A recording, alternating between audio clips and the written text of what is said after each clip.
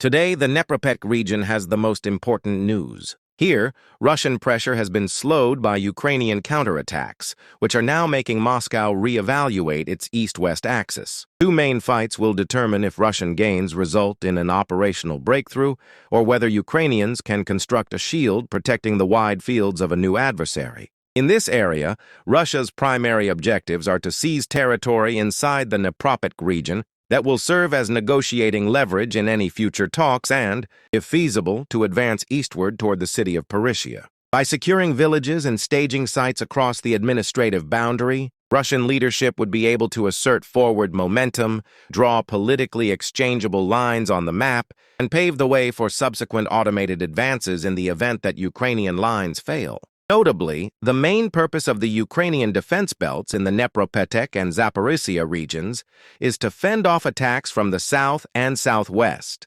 Thus, Russian units can try to outflank prepared positions and take advantage of weaknesses in local fortifications by pressing from the east. It is crucial to remember, meanwhile, that Russian forces only made a small 6-kilometer advance in a month at its quickest point. Given that the immediate combat is now defined by two fights, this is faster than in any other sector, but it is still well below operational maneuver speed. For months, Zelenihai in the north has been the scene of a bloody conflict, as Russian forces continually invade the village in an attempt to gain a footing that would allow them to launch additional attacks. The town is primarily intended to be used by Russian forces to advance into the three bigger settlements of Havilka, Vanka, and Novopavka, whose scattered structures provide an ideal location for Russian infiltrators to gather. Nevertheless, Ukrainian defense have made every effort an expensive one. Geolocated footage demonstrates Ukrainian assault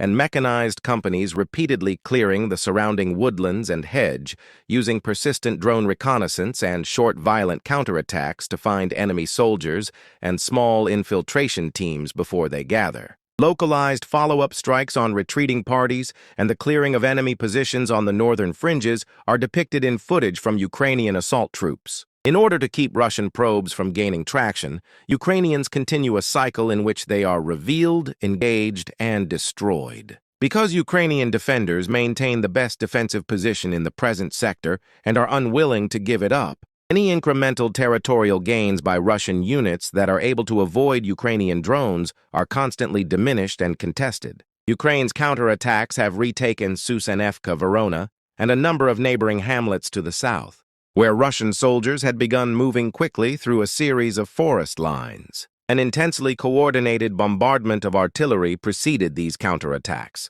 suppressing and destroying Russian forces marching in the open without protection. Then, with the help of forces from multiple assault battalions and the 23rd Mechanized Brigade, motorized thrusts isolated enemy vanguards and opened the way for subsequent assaults. Finally, in order to fortify the recently captured territory and thwart rear attacks, Ukrainian infantry launched a clearing operation. As control is regained with little casualties, Ukrainian flags are raised and other villages are freed according to unit film from the 23rd Mechanized Brigade. Russian forces have withdrew from the surrounding territories to reconsider their strategy, and Russian operations in the sector have been thwarted as a result. In general, Ukrainian counterattacks in the Velika-Novosila axis have accomplished their intended goals thus far. Stop Russian staging areas from becoming safe bases of operations, slow advancing progress, and retake important communities.